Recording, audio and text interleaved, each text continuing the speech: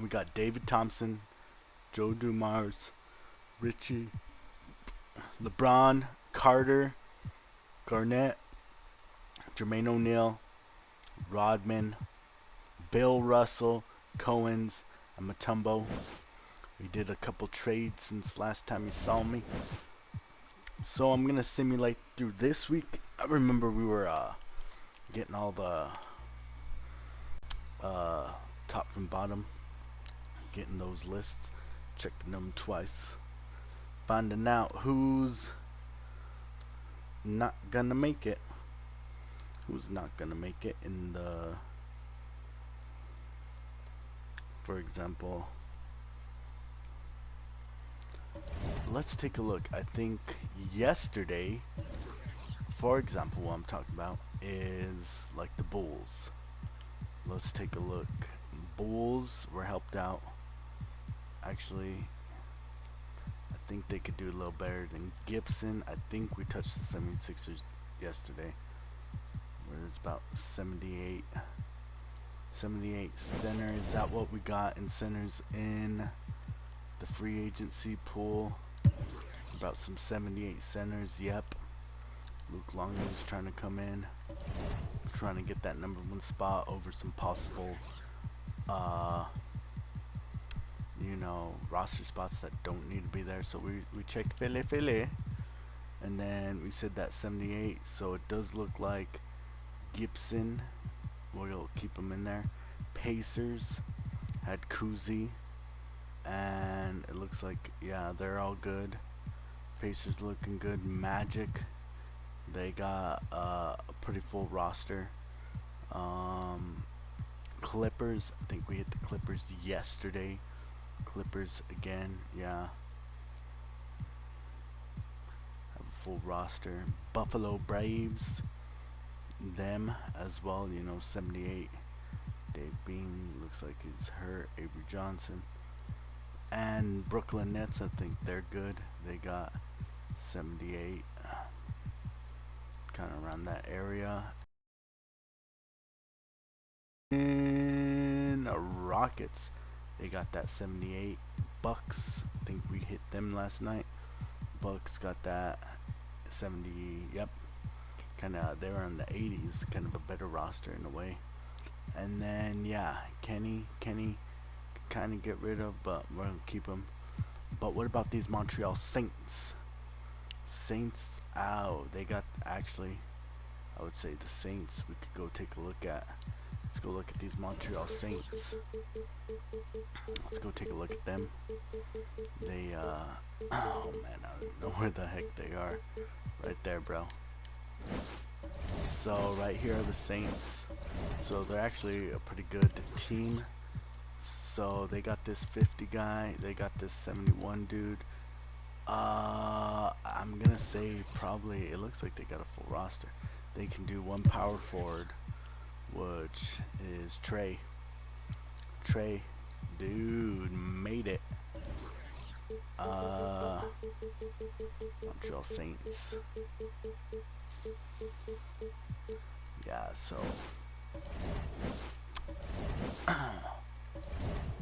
okay, let me go back in the standings, go power rankings. You know, if you don't know,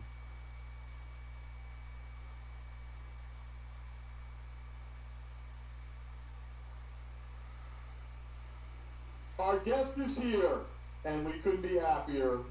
He is one of my favorite players. We can't believe we pulled this off.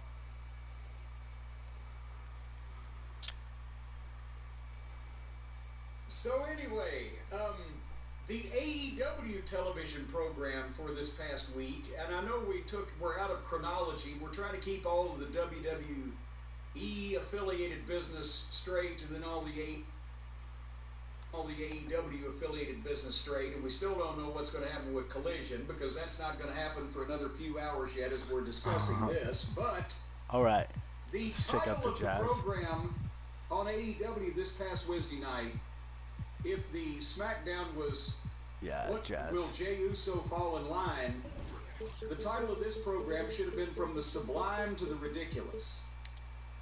Because because they started That's a lot of words. with a lot of positives and they ended with a lot of negatives.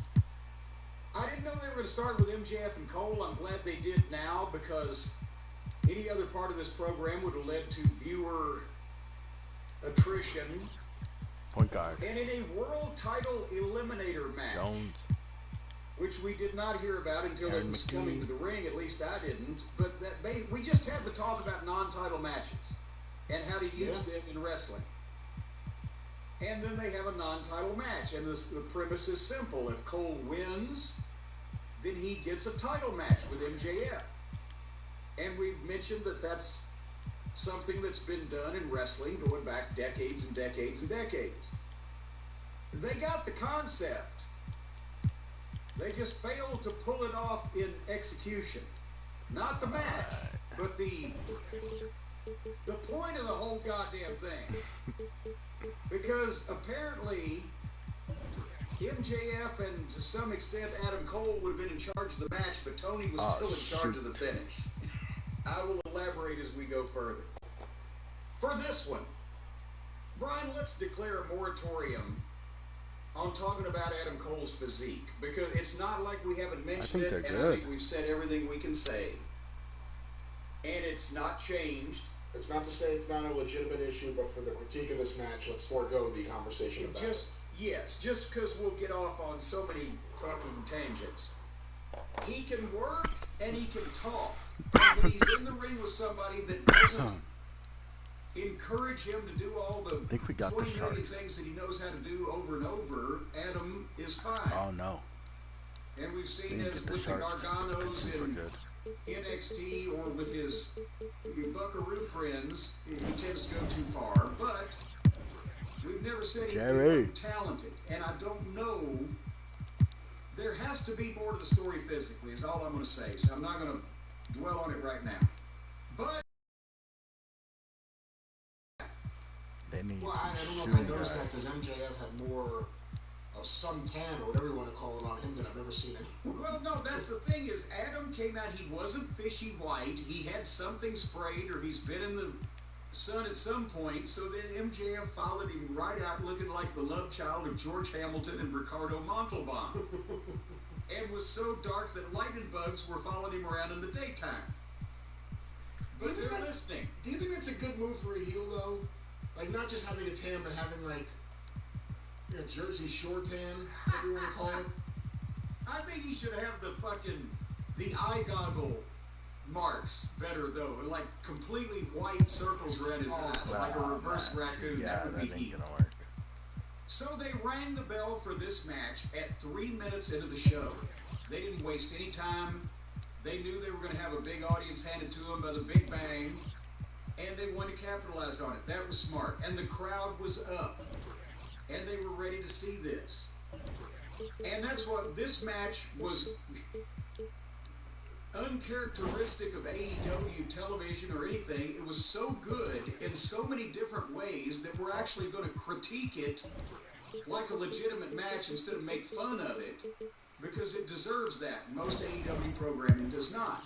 However, there were still some things that I felt were unnecessary or, potentially derailed what they could have done if they'd not done those things. MJF looks great. Again, they started out with wrestling, and MJF got heat with his attitude and his facial expressions and the way he swaggers and walks around. And he is doing something that I haven't seen a lot of heels do since the days when Lawler was a heel in his younger days and could really go, in that the way he sells, the way he reacts, as well as the way that he taunts somebody when he's in control, the way that he looks at the fans in such a flippant, disrespectful manner, and the whole 9 yards. Whether he's on offense or defense, he keeps your attention. It's primarily his match and the other guys in there with him. Does that make sense? Makes a lot of sense, yes. And a lot of guys can't do that. So even if he's getting a shit kicked out of him, it still looks like he's the guy you're supposed to be watching, and the other guys filling the rest of it in. When he took a walk in the crowd, MJF, he goes out there to slow it down, piss the people off. He knocked the fan's hat off. I wish he had not done that. Not because it's considered assault in some states, but because the guy wasn't upset about it. He laughed. He was happy. He turned to his friends. Look what just happened to me. And he knew he was on television, and MJF knocked my hat off. Nobody's going to fight you or sue you anymore in these smart fan crowds. So I'm not saying do shit to try to get sued, but if you... When Terry Funk used to get up at a fan's face and back him up, did you ever see anybody laugh at Funk? They backed up. He had that... They may laugh once he fell or once he did something like, fall off the barricade or top himself up. When he was trying, but when he would go to a fan, when he was trying to get a pop out of the people, they would, but when he would go to a specific fan and give them that face, and they would back up because he had an aura. And people weren't as smart back then, whether it be the lawsuits or anything else, but you just couldn't tell for sure. These fans now, with the exception of a Brock Lesnar maybe, they know that they're not going to get punched unless they punch first. So if you go up and confront a guy, just Joe fucking Schmo, Bug Tussle McGee, and they laugh at you, then no, that's not a good thing. I like that he confronts people, points his finger at them, tells them off, even if they're laughing at him at that point. It's still, he's walking by, he's not focusing on one person. But when you focus on one person, and especially if you touch them, and they don't get mad, you've not got your desired effect. But again, too, and a lot of this may just be about the difference in the crowds, he didn't go up to some guy that looks like he's working on a truck or something. He went up to just some wrestling fan, and he hit his hat off, and it didn't look like the fan who was going to start any problems. It didn't look like the fan who was going to hit. So he laughed it off. If you're going to start something, it should be. Because if you do that and the guy swings back, then you can fucking take him over the rail and beat the shit out of him. Of course, everybody will get sued, but at least you might get some heat out of it. Hey, Tony's got money. That's true, and everybody knows it.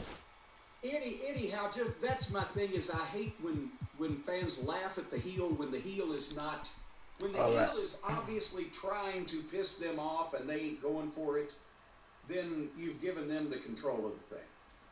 But MJF saved the day because he got right back in the ring and said, "Referee, he pulled my hair." I haven't heard that in so long. I haven't seen that in so long. It was so good to see wrestling back on television again. And then he locked up with Adam Cole and pulled Adam Cole's hair to pull him back into the turnbuckles and gouged his eyes. And of course, because they don't have a play-by-play announcer, they have a fucking basement mark with a sock on his head. He's running through the meaningless plugs of matches we ain't gonna remember in 5 minutes. And he couldn't tell the story because he didn't know what it was, because they haven't ever watched real wrestling in their basement in San Luis Obispo or wherever. But anyway, MJF's a fucking heel, and it's working. And he's working on Adam Cole's left arm. And he's taking then when he gives Adam a hope spot, again, he's taking those picturesque heel bumps, like the Lawler backwards over the top and hits his face on the fucking apron with a scream to boot. So it's not just a bump. It's an active bump with 2 or 3 stages and a payoff. And again, it was so refreshing seeing somebody working like a heel. He's working Adam Cole's left hand and his arm, but he's stomping on it. He's being a prick about it. And I wrote, at 7 minutes in, this was the best AEW television match I've seen this year. Because it's the only one I can think of offhand that's approximated a goddamn wrestling match between a heel and a babyface. But the play-by-play announcer, as I mentioned, couldn't tell the story because MJF was not doing any Japanese moves. Although he did hit, what would you call that, a package pump handle? I don't know what else you'd call it, that move he does. I know what you're talking about, but I don't know what else we would call that. It looks there's a size and weight limit, I would think, on it, but nevertheless. Here is... I'm gonna check the nuggets. I've got to do some constructive criticism now on Adam. And again, I don't know whether this was because he was off for so long, or whether he's not got the cardio back, he couldn't train because of the concussions or whatever. But Adam Cole has always been a guy that could sell like an underneath babyface. He was immobile selling. He wasn't selling like a Ricky Morton selling, where he's rolling over and he's clutching something in pain, and then he's reaching up for the ropes and he's looking up so you can see his facial expression, and the sweat and the tears are coming at his face, or he's trying to pull himself to his feet, or he's stumbling on his knees. He was rolling into places and just laying there. Did you notice that? I did. I was wondering if you were going to say anything. And it got more, I won't say worse or more extreme, but it got more noticeable, potentially more prevalent as the match went on. And at one point, because MJF, when he's selling as a heel, he takes the big exaggerated bump, or he takes the big exaggerated fall, and he's laying there immobile with his arms splayed out. That's a heel selling. And that's the babyface hitting with something, and he's boom, and he's vulnerable. If the babyface can claw and scratch and fight his way back to his feet where he can come on the offense again. Adam wasn't clawing and scratching and fighting his way to his feet. He was laying there with him. You don't need a babyface to be that immobile selling. He needs to be down in pain, but moving, all right, searching, reaching, grasping, whatever. And then at the point where Cole hit a super kick and MJF bled from the mouth. And that wasn't bad because it wasn't overdone. It wasn't like he just spit up 2 kidneys. But I think, and maybe to cover up this botch, the referee was Bryce Remsburg. And I used to like Bryce, but as I mentioned, I've seen him referee in the fucking Invisible Man, so fuck him. He was reaching in his pocket before MJF came up. Ooh, I'm gonna do to see the blood, so you could see the blood. Whether he had handed MJF his gimmick, or whether he was going for those stupid gloves that the referees are wearing now, he tipped it off. Why did he need to be in his fucking pocket? And then, to possibly cover it up, he does nothing but reach in his pocket numerous times over the rest of the match. Like, get your hand out of your pocket. I leave us with Mello. What you wanted to say? You get over an and LeBron. Your hands in your pockets. Well, I've heard that, because pocket pool is their favorite recreation. But nevertheless, Adam got a bit of a comeback at that point. They went back and forth. Adam got a few 2 counts. MJF, again, keeping some attention good, even when on defense.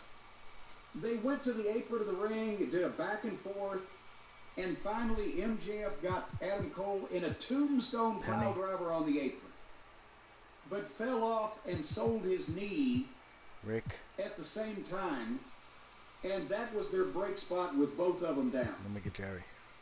You know how I feel about the apron, but I will say that in this one they limited the contrived nature of the back and forth staggering. They did a couple of things and got to the point, and when they went down, it wasn't one guy got up and immediately rolled the other guy in to kick out. They went to the break, and they were in picture, and it was quite a while before MJF got up, and then he grabbed Cole and rolled him back in. So it was, finally, by the time that he made a cover, and it was a 2 count, they had both taken so long, you could buy it. That was a big spot, but I'm willing to live with that one.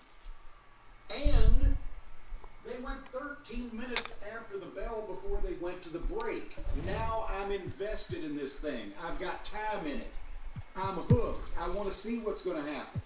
I'll sit through the fucking break. Not after 2 minutes, but after 13, I'll hang with it. I think that's a clear line of demarcation. It's not much now better. You want to see what... I never walk out of movies. I hear people do. If I've gone to a fucking movie, I'm going to sit there till the bitter end just because I'm there. But can you imagine if you went to a fucking movie and went to the bathroom after 4 minutes of the movie, came back 4 minutes later. Would you know what the fuck was going on? Who's the director? Well, it depends. M. Night Shyamalan. Oh, no, I have no idea what's going on. Big movie still? Whatever happened to that guy? I think he does, but he only shows them to himself. Anyway, Good. but then, Funny. by the way, in that break, when MJF rolled Adam Cole back in, he covered him and got a 2 count because he was trying to win. And they didn't waste anything, big stuff in the break. MJF just healed on Adam's arm. And when they came back, MJF was taunting him and he spit on him. And then Cole came up with a forearm, boom, and rocked MJF and sold it big and staggered back, and they did a chop.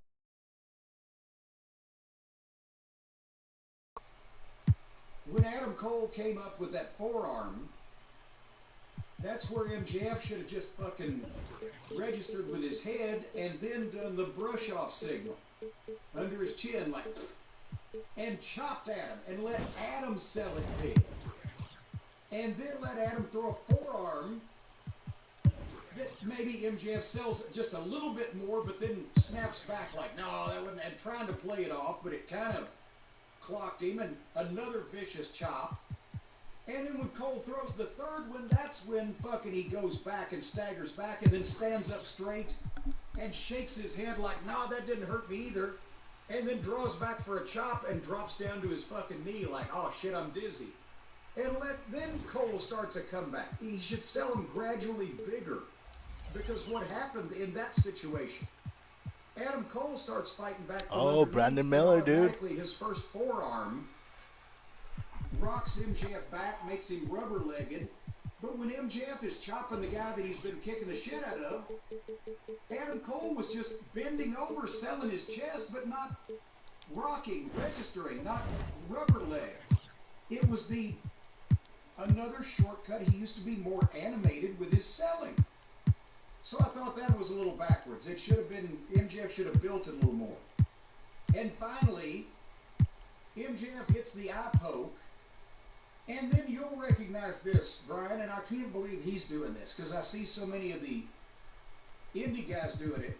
He turns his back completely on Adam Cole, who's standing in front of him. He turns his back on him and then runs to hit the ropes to get momentum. And just a few minutes later, or seconds later, Adam Cole did the same thing. Turned his back on MJF, who's standing right there, and there's only 2 feet in between them.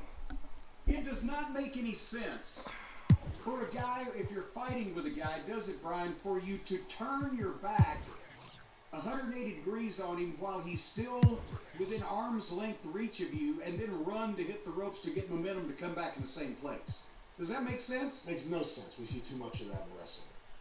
And that's the thing. I made a remark of, what was the kid's name? Tyson Dukes is the first time I ever saw anybody do that at a Ring of Honor tryout match, I think in 2006 or whatever. And I said the same thing to him. I said, does that make any sense? Well, I guess not. They all do it. It's like they're turning and suddenly they're running like they're going to, like the gymnastics floor exercise. They're running to get speed to do the round-offs. No. If you fucking chop a guy, hit a guy, whatever, and then you want to run and hit the ropes, then you take 2 steps backpedaling, spin to your fucking left, and run and hit the ropes that are now behind you, but you've gotten away from your opponent, and you're still going to get the same amount of momentum, and it's not going to look so fucking cheesy. Or go to the right.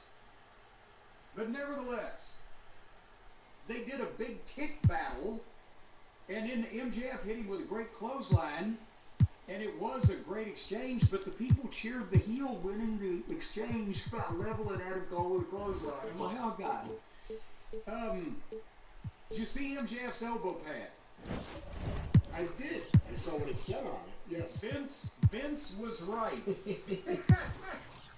So again, they're wrestling, and there's a clear difference between the 2 competitors. One guy, even though some of the people are still cheering for the heel, one guy you try to pull for, the other guy's a prick. They do some nice wrestling. Cole gets a crossface. MJF rolls into an armbar. Cole gets an ankle lock. MJF goes into an STF. Cole gets a rope break and gets a big pop. A bigger pop than most people on this program get when they fly through furniture. Again, this is where they came to they have, considering the finish, which I'm not going to stooge off yet, for those of you who haven't seen it, but they had to do a big spot, or they felt they had to. So this is where they do their table spot. And again, Cole was selling kind of immobile. I'm wondering if he was blown up, what's going on. But MJF goes and clears off the table at ringside and just rolls Adam onto it and doesn't hit him or kick him, or it's the honor system. Just don't move. And then MJF goes to the top rope and comes off the top with two Adam Cole on the table on the floor with an elbow drop. And the table legs collapsed. The table didn't break in half. The legs collapsed. So not only was that more jarring to everybody involved, because it's not as much of a cushion on the fall, but also you've got a guy that's been off for almost a year with concussions and had multiple concussion issues, and you've just driven him through a table where he didn't fold in the middle. He went back of his head first down to the floor because the leg collapsed.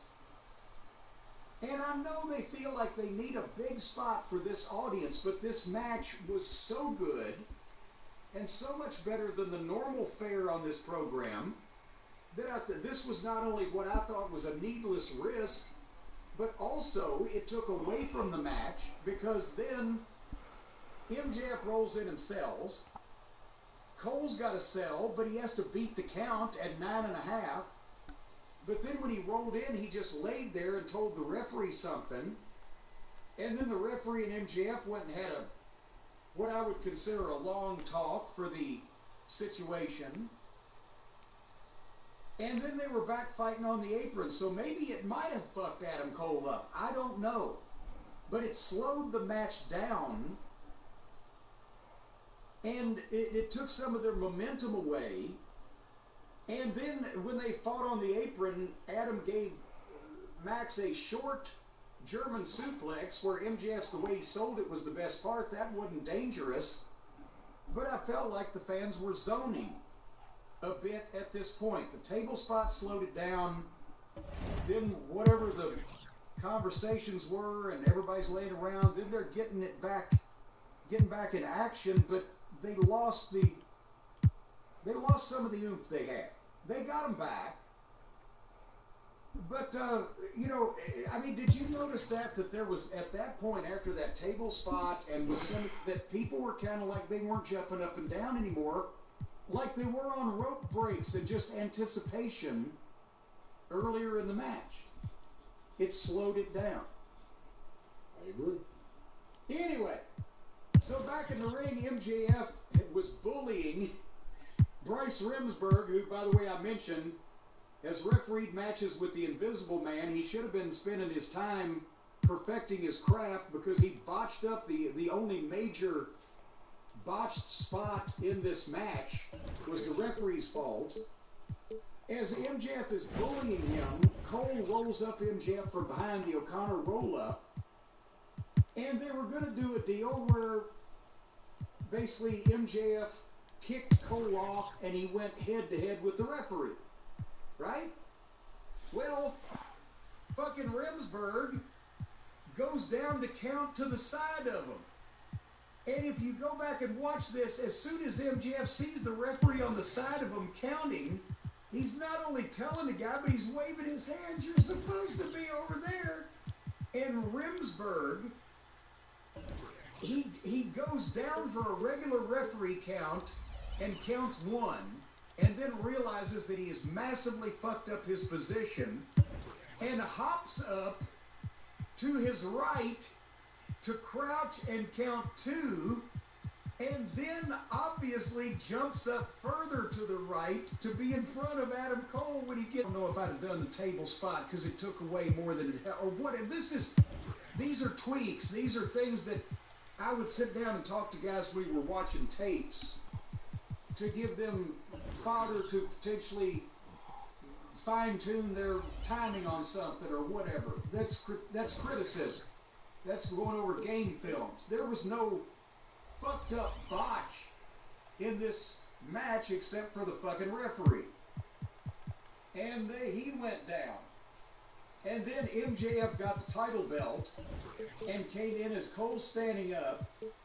MJF throws the belt to Adam Cole and then falls down to do the old Eddie Guerrero thing. The referee's going to turn C Cole with the belt and disqualify him. But again, the referee gets up, but he's got his face covered because he got hit in the head, so he's covering his eyes like he's playing blind man's bluff. Somebody walk through these things with a more competent referee next time. But nevertheless, the referee gets up and falls back down, which is a brilliant idea for the spot. Execution was in, and he doesn't see it. So at that point, Adam Cole has the belt, and he hits MJF with it, and then hits his knee, and cover, and the referee counts a long 2, and MJF kicks out. And then they do the deal where Adam said, well, I'll give him another knee, but MJF collapses because he's groggy. So Cole goes for a German suplex, but MJF grabs Rimsberg and mule kicks Cole in the balls. And then he pulls out the diamond ring. And we actually, again, praise the Lord, we have a heel that uses foreign objects these days that aren't baseball bats or barbed wire. That's something that you could actually fucking use to just punch somebody. And he gets the ring and he goes to punch Cole, but the referee stops him. And at this point, Adam Cole hits a super kick, which looked great. And then he hits the Panama Sunrise. But now here was the other thing that I would have loved if Adam had kicked it in here to high gear. He hit the super kick. He goes up for the Panama Sunrise. MJF's in position and has to stagger there bent over before Adam does it. But then he hits it, and then he hits his knee, but now there should be a sense of urgency because these people are up. And instead of grabbing MJF and trying to quickly turn him, he's just kind of pulling him over to turn him over to cover him. And I was screaming when I was watching it, faster, faster, to make the turn to show some urgency on this cover after this series of moves. 1, 2, and the bell rings. Time limit draw. Not only was that they lost the chance to show urgency, but they shit the bed because nobody knew why it should be urgent. They did no time calls throughout the whole match. The announcers never referenced it. You heard nothing in the arena. They don't do time calls in wrestling anymore, do they? Now that I think about it. They don't, but I don't even think that's necessary. I didn't realize the Challenger, Eliminator, whatever these matches are, were 30-minute time limits. Well, if you go back, they said it, like in the introductions, everything in WWE doesn't use time limits anymore at all. AEW uses time limits, but they never go to a draw. I don't remember seeing one, unless it's the 60-minute Iron Man, by the nature of it. But in this one, they announced one fall 30-minute, just glossed over it, and never mentioned it again. And that's where they shit the bed. That's what Tony, watching modern wrestling and not knowing how to do this shit.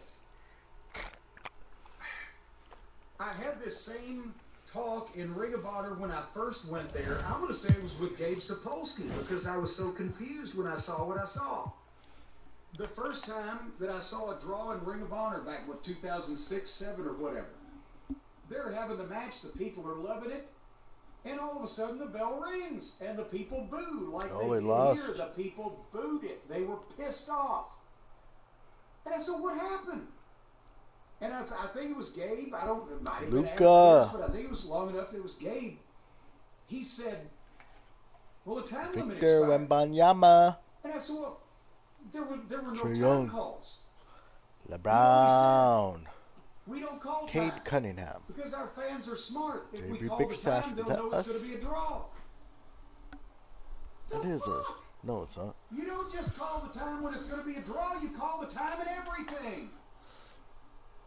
Every match should have time calls on a 5-minute basis. And then when you do a draw, people don't get mad. They don't get pissed because you've stolen something from them. They didn't understand it. When you tell them afterwards, they're like, "Oh, bullshit. That wasn't part of the deal." But again, you're talking to people, I'm assuming where Gabe Sapolsky is a little bit older than me, who grew up. Whenever you saw that, that is what it meant, because you didn't see it with every match. Well, then he wasn't watching enough OVW. He didn't look that, maybe so. And just so the fans know, and I know WWE doesn't call times at all, because not only do they not have time limits, but they don't do draws unless it's an Iron Man match or something where the time is stipulated ahead of time. And also, it would look too much like. All right, if we win this for one, their dude, fucking Phoenix fantasy might land. take it. But if AEW wants to be wrestling, Is that an upset? every match Is that needs an a upset? time limit. And I learned this when I was a 15-year-old ring announcer, for fuck's sake. Every match you call. So Hardaway and Jordan, increments. Samson, Fall, 20-minute just time couldn't get limit past match, us. on the PA system, house shows, Honolulu, whatever the fuck. Sharks 5 minutes expired, 15 took out minutes Peja, remaining in the time limit. Kyrie. 10 minutes expired, 10 minutes remaining. 15 minutes Utah, expired, 5 Dantley, minutes remaining. Paul took And out then 2 minutes, Havlicek 1 and minute, Mitchell. 30 seconds, and count down from 10. And Because if the match is O'Neal good at all, lost to Aguirre.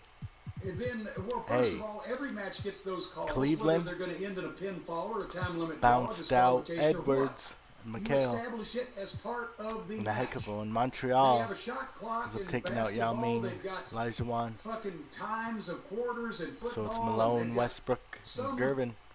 quantification of time Detroit in everything except got for Robinson. baseball, and even then they obviously Jokic Pierce took out Iverson, change of the Adetokounmpo, offense Jefferson. and defense, blah blah blah. Atlanta With took out wrestling, Chamberlain and Trae Young. They have Baylor, It's very simple. Monroe. The match has a set time Reed. limit, and we will apprise the wrestlers and the fans as it is going on. And then what you can do with a good match that's going to a draw is you can build the suspense and the urgency. After it gets past 15, people maybe think, "Oh shit, this might be going to be a draw." When you get to 2 minutes remaining, now the guy's got to kick it in. So That's Garnett either the time where the and heel the really tries Woods, an all or nothing just too much and misses for and West. gives the babyface a chance to start making a comeback. And now And the babyface has under Utah 2 minutes with to put this guy Dantley away. took And out then Ray with a Allen 1-minute call, and Embry. maybe at that point they're going to start the false finishes. And then by the time you get to 30 Cavaliers. seconds, maybe they're going into a series of small package, Took out jackknife, Malone, roll up, Moses, jockeying for position. Westbrook. When you get to 10, 9, 8, 7, now it's like a fucking hand grenade's going to go off. And Pistons. right then, there's the backslide. 3, backslide, 2, 1, ding, ding, ding, right before the 3 count. Oh, Newman! He almost had him. You're building the urgency and the jeopardy. Detroit. With the wonder of what's going to happen. Minnesota, KG. Or you can over just have Dantley. a good match where the bell rings out of nowhere Detroit. and kills all the work Oscar Robinson, that the Ginobili guys Pierce did to get the people in it, because all they're going to remember over Luca. is the fucking shitty taste in their mouth of the rotten finish Get that they feel ripped off by. Can you imagine how those people would have been reacting if Adam Cole hit that super kick, if they'd have called 1 minute remaining? Cole hits a super kick, and the Panama Sunrise, and the knee, and he's got to turn him. Now we're under 10 Pistons seconds. got He's the turning first him, game. he's turning him, cover. Carter 1, was 2, down. ding, Pierce ding. was on fire. Now we knew it was coming. We were cheering for Adam to fucking get the cover before the time runs out. Ooh, Pistons He's gonna are up. do it. Shit, he almost did it. Instead of, what the fuck was that? Time limit. Pistons are running away with it. Fuck you. Wrong kind of heat. People were Pistons booing got and it. pissed because it came out of nowhere. If they did the time calls like you wanted, do you have any problem with the finish then? The way it was No. done? No. Ooh, this one's where we can jump in. Better with the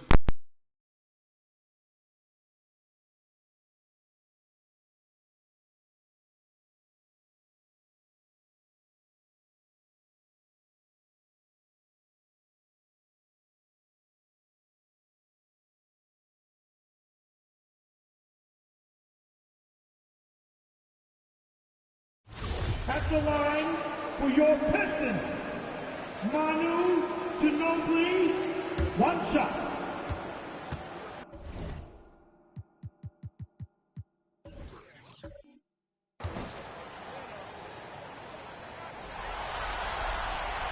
And whether he's starting or coming off the bench, Ginobili makes an impact. The type of player any team would love to have. So with Curry sitting on the bench, here's how the floor looks for Greg Popovich. They've got Stockton. LeBron James is out there with Carter.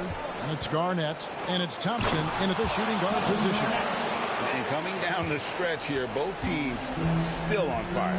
Yes, and if you love offense, you're loving this matchup. It's been a highlight reel affair. Now here's Pierce. Outside, Ginobili. And Vince Carter pulls it down. Thompson in the corner to take the lead. That one falls, coming off Carter's feet. Carter's got his 4th assist with that last one here tonight. That was a second look at our Mobile One Drive. Amazing control on display. And putting that pressure on the rim. That's what it's all about, threatening with that attack. Ginobili against Thompson for 3. Pierce. Pistons working now with a new shot clock. And even with good coverage defensively that time, he has confidence to drill the 3. And so it's Jokic with the ball. He brings it up for the Pistons. It's a 1-point game. And that one clearly a foul. Gets the whistle and 2 shots coming up. And we know Pierce has the jumper, but you can also pound it inside with it. And a moment here to take a look at the scoring breakdown for Minnesota. I think the mid-range game has been a go-to option for them in this game. And when it's working like it is for them, I see no reason to make a change. And tonight we've also seen a lot of great play from them inside. They've been consistent in terms of attacking the interior of this D. And he knocks down the first one. Paul Pierce keeps building on his legendary career. A champion, we know he's a clutch shooter, and more importantly, a bona fide leader.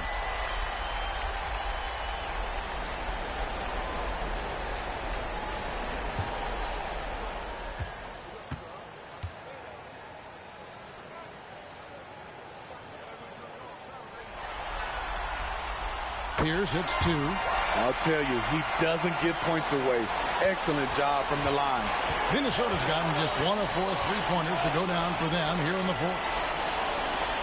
And there's the pass to James. Back to Thompson. Pass to Garnett. Shot clock at 6. 3-pointer from Stockton. And the shot clock expires. 24-second violation. That's just being out of sync and at the worst time. Costly. And the Timberwolves making a change here. Curry's checked in. The Pistons have gone 5 of 11 from the field in the 4th quarter. Ginobili the pass to Coleman. Back to Ginobili.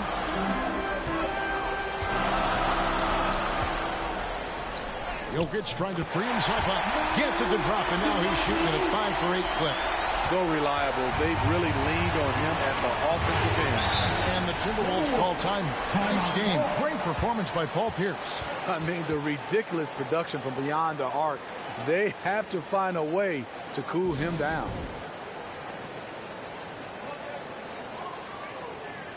And now let's take a look at the New Balance player of the game, Paul Pierce. And guys, no doubt who our pick was going to be. He's made everyone else on the court look like they're playing at half speed. It's been total domination, and you can't help but just sit back and admire that performance. It's time now to hear from our Hall of Fame reporter, David Aldridge. What's the latest, David? During that break, Greg Popovich really had some strong advice for his team. He told them, hey, guys, this is a close game, but if we execute right here, I like our chances. There's no need for hero ball. Trust one another. Make the simple play. Kevin, back to you. Thank you, David. And here's Pierce after the three-pointer from Stephen Curry. Here's the pass to Jokic. And foul on the shot, so he'll get a chance at the line. See, now he's getting defenders back on their heels a little bit. Getting to the foul line here in the second half. At the line for your Coleman right there. It's a tied-up matchup. Curry just went insane with that shot. But they got Ginobili, they got Robinson. It's a heck of a final. First one falls for him. Right now, double threat. Jokic is also an exceptional playmaker for a guy that size. That's going to be impossible, especially against this team. Awesome. Jokic. I don't know. Carter missed the big He doesn't three. get the second one. Unfortunate that he missed one, but he still hit a crucial point there to help get his team to lead. The shot by Thompson, no good. Out of character for him to miss that shot. Maybe just a little too casual there. It's good. Right there, Coleman. Coleman's got the lead up to 3 now for the That was Pistons. just good And spacing. even stronger second half. see what Tremendous Curry does. efficiency at the offensive end of the floor. The three from LeBron.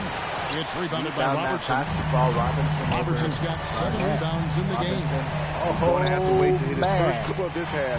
He had 3 at the break. He's on fire. Big buckets. Robinson, He's been instrumental in helping them try to close out this game. Curry kicks to Thompson. Outside Curry. Oh, mama. Passes to Garnett. Ooh, Garnett. And a That great was assist by Curry as that one goes in. 3 down, 3 Curry's got down. his assist They need to totals stop. piling But up. Oscar 11 now for Robinson him. is cooking. Now See that? here's Pierce. Paul Pierce, man. He's a bad boy piston. Robertson outside. Roll, but that's my bad mamma jamma. To Ginobili. Pass to Pierce. Ginobili to Pierce. Pierce is stepping back. He's out. LeBron's on him. Is that LeBron? Is that LeBron James on him? Oh, with the rebound by the rebound. Timberwolves. That basketball. Collins is has that got LeBron? No, that's double-digit Garnett. rebounds now Garnett in the out game. to Curry. Curry. No doubt he's Inside. struggling right now Passes out. from the field. Boom. Let's see James. if he can get James. it going this Out to Curry. Now here's Oscar Curry. Robinson's on Curry. And there's the call. It's going to be an illegal screen. Oh, illegal screen by Garnett. Pew, pew, pew. That pick wasn't illegal. It's often a tough call that can go either way, but I agree with you on that one. And then Oscar Robertson with the dunk. And that's a special play coming from the one spot. You know, his passing can take a back seat for that time. Wow. It just shows you the versatility. This guy can do a lot of Because the different things Pistons for are you. on fire. Joking. Pierce. And the Timberwolves call timing. Nice game. Great performance by Paul Pierce. This guy is killing you, and so far I haven't seen a good adjustment My defensively. farm team. I don't get the farm team. Robertson against This Curry. is meant to be. Come on, LeBron. Let's get this farm team. LeBron That means outside. we get team control. This, we lose, man. Just 5 on the clock. Pulls up. That's a 6 shot. And Garnett misses. Everything worked except for the outcome. You want him to shoot come that on, you gotta every get time. Pierce. That one misses. Good D by James. Oh, Pierce. The pass to Thompson. Back to Curry. That's it. There's the triple. Oh, The man. line, Minnesota. And Garnett slams it home. And guys, you can't let an mama. exceptional rebounder like Garnett Mama, they get wanna that kind of stay in it. position. They That's wanna how he stay finds those in it. second chance I points. don't know, man. And the burst of quickness on Bad boy. display with the Mobile Bad boy One Pistons, drive. man. Look at this Robinson. Tremendous effort, putting pressure on the rim here at a critical It's time over. in It's this over. game. It's over. This is what you're It's over. trying to do. It's over. Put the game away. And he's doing it by getting to his spot. They're not coming and back, making man. big shots. I'm telling them, And the they Timberwolves ain't coming call back. time. That's my team right there, man. They That's trail my by team, 5. These bad boy Pistons, man. 137 That's my left in team the right fourth there. quarter. I gotta accept reality. If Curry still wants to make it, he can. I'm sure he could. Man, but Robinson got some locked up. Curry against Robertson. Robinson gets Curry. Curry ain't never seen that. Floats one up. That one's in there. The Detroit lead is cut down now to just 3 in the They're down by basket from 3. Curry. I said That's it was a over, momentum but I was bucket wrong. from Stephen Curry. They just could get Big a stop time right shot here. from They a still big got time 21 player. seconds from the shot clock.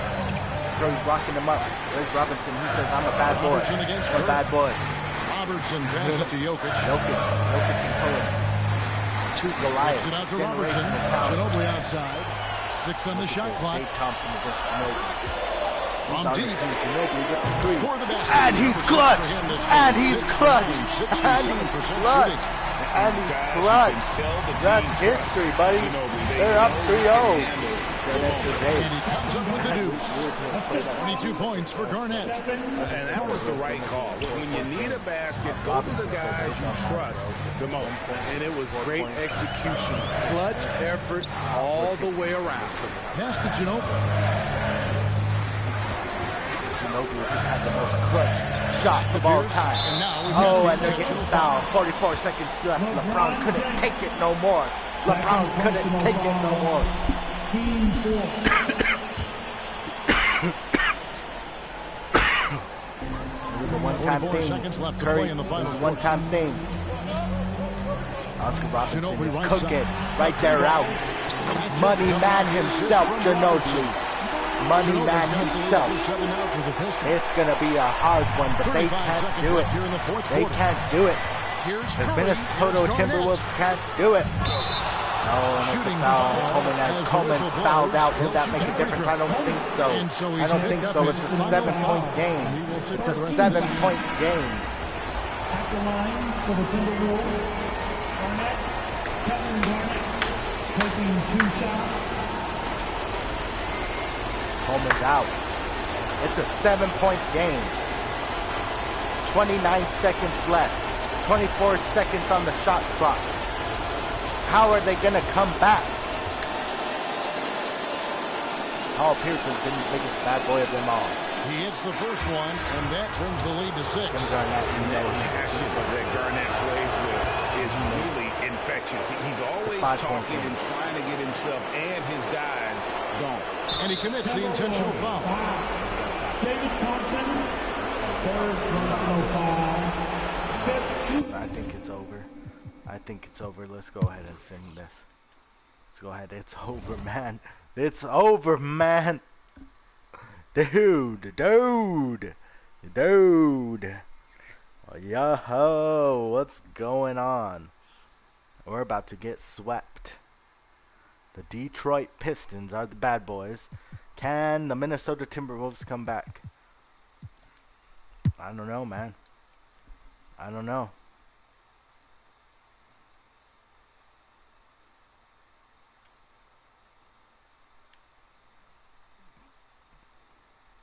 This is it. This is where we have to jump in, man. This is where we have to jump in, man. Come on, Curry, bro.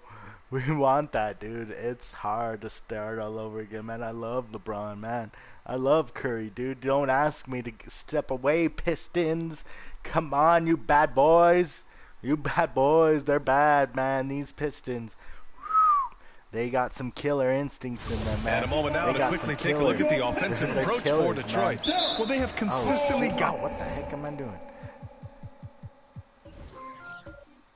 To the line. Clearly a point of emphasis from the coaches. Now, they haven't strayed away from it too much. I think the other thing we're seeing tonight is the floor spacing of this team. Boy, they are shooting the cover off the basketball all game. Minnesota calls... You know what? I'm going in as a coach. You know what? Since I put timeout.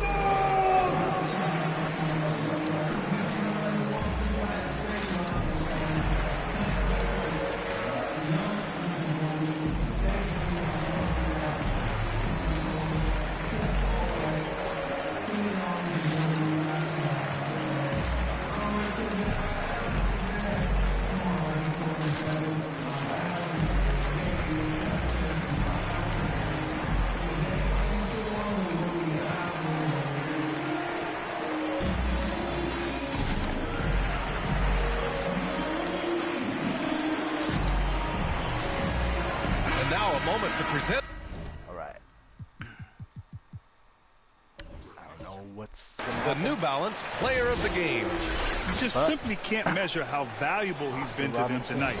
Using his head, great shooting percentage, not taking any bad shots. Wow, that led to a pretty spectacular game. Time now to hear from our reporter, Allie LaForce. Well, over the break, I listened in on Greg Popovich's huddle. He said, quote, "We are within striking distance. This is where we take over and turn this game into our favor. Let's go get it." And Allie, thank you for that. On the court for Minnesota. Back to Curry. Pass to Stockton. 6 on the shot clock. Oh, and he got fouled on his way up. He'll head to the line to shoot 2. And they've done well from the free throw line this half. No misses yet. At the line for the Timberwolves. The first one falls. The Timberwolves making a switch here. Okay, they're putting a ton on KD.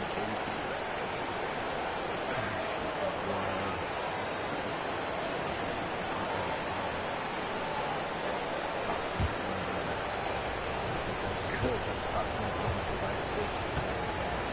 Stockton's going to provide space for Curry now. Stockton's going to provide both space good for from Curry. the line that time. Come on, guys. Detroit has gone 1 for 3 in the fourth quarter from range. Pass to Pierce. Here's Ginobili.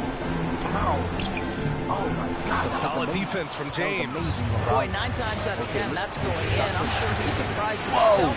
whoa, that was awesome. No, Curry's shot is off. For Detroit, they've got 5 out of 10 shots to drop here in the final quarter. And Robertson gets it to go. And he's coming off a huge performance, and his confidence couldn't be any higher. And his coach knows that, too. Well, the best players, to me, deliver night after night after night. So as long as he's hot, keep riding it. Here's Thompson. After the Pistons picking up a basket just moments ago. Garnett no good. The Pistons leading. Oh, man. To the paint. Here's Pierce. And the layup falls. Give him 20. Well, they're winning largely because of this guy's play. He has been sensational. Thompson outside. Pass to Curry. Here's Stockton. Thompson in the post.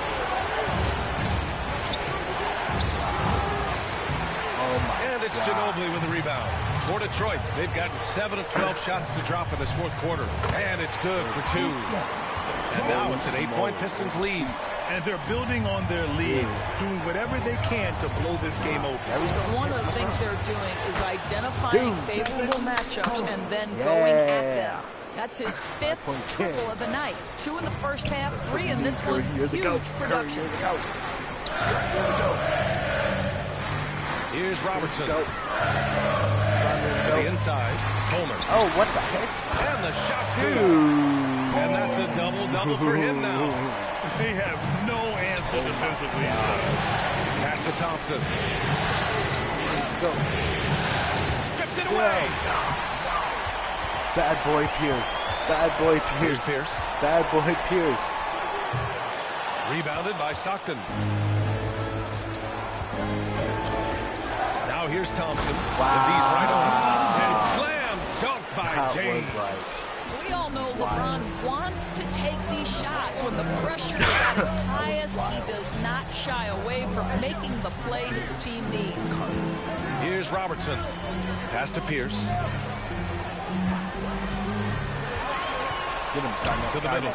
Boom! He jams it straight down. That pass was about the location. Puts it perfectly into the hands of his teammate.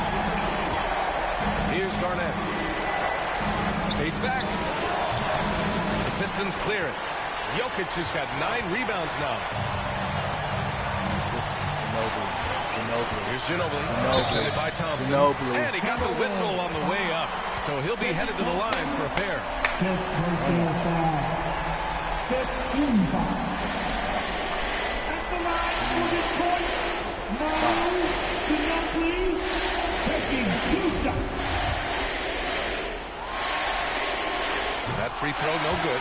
The Timberwolves making a switch here. Carter's checked in. He hits the second from the line. Here's Curry.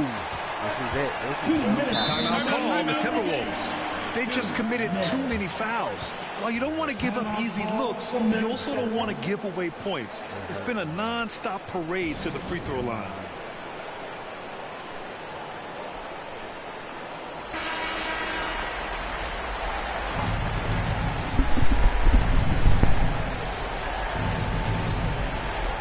So it's Minnesota now, trailing by 8. What we know unequivocally about Stephen Curry is he wants to find his teammates.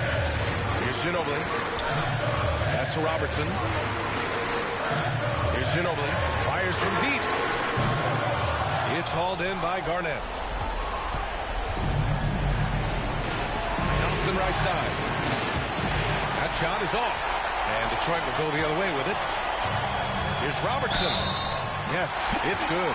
This guy can do so much for you on the offensive end, and that is why his number gets called time and time again.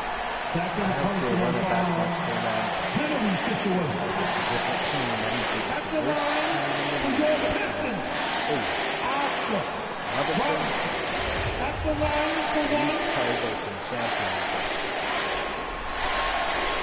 We just started playing MVP ball. The Timberwolves trail. Outside Curry. Curry can't close now. From the wing. Oh, down with both hands. Well, there's a reason this is the four-time NBA rebounding champion, KG, to the offensive glass. Pass to Pierce. Here's Ginobili. Here's Coleman. Clock at 6. Here's Ginobili. Defended by Thompson. Ginobili, no good. Every moment counts here. They have got to get moving. This is the very definition of desperation time. You've got to score every trip. Here's Pierce. Pass to Ginobili. Shoots over Thompson. It's hauled in by Garnett. And even with the miss, that's a high percentage shot for him. And here's Curry. Beyond the arc. They get it back. James outside. Misses the deep three-point attempt. Now Jokic.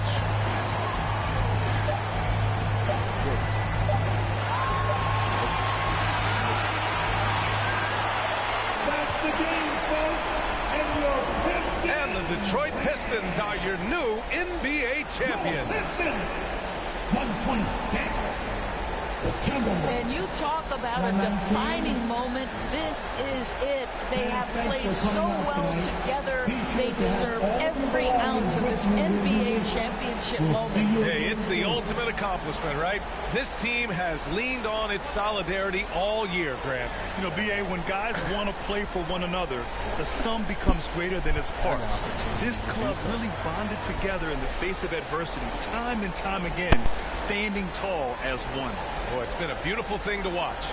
And a special thanks to everyone out there from 2K Sports. We couldn't make it happen without you. Good night and be well.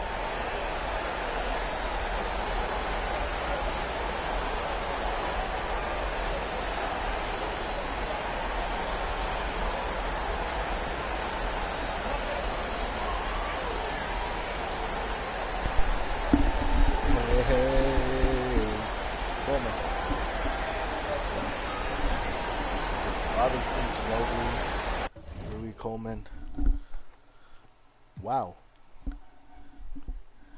It's over like that. Just like that.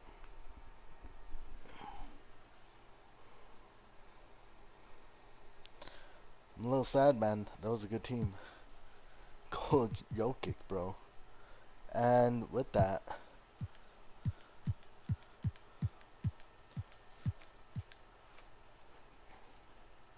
that puts Ginobili at 5, man. That puts Robinson, gets him one in this new era. It's Paul Pierce, another one. Jokic gets him actually 1, but You know the stat line. Gives Derek Coleman 1. Louis Dampier 1. Michael Ray Richardson 1. Terrell Brandon 1. Serge Ibaka 1. Detlef 1. Keith Van Horn. Robert Williams III. Cole Anthony, man. Interesting.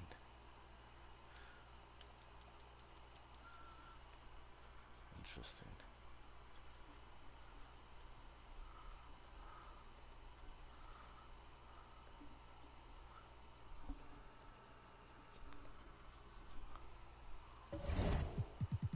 So that means that I have to get the Las Vegas Eclipse.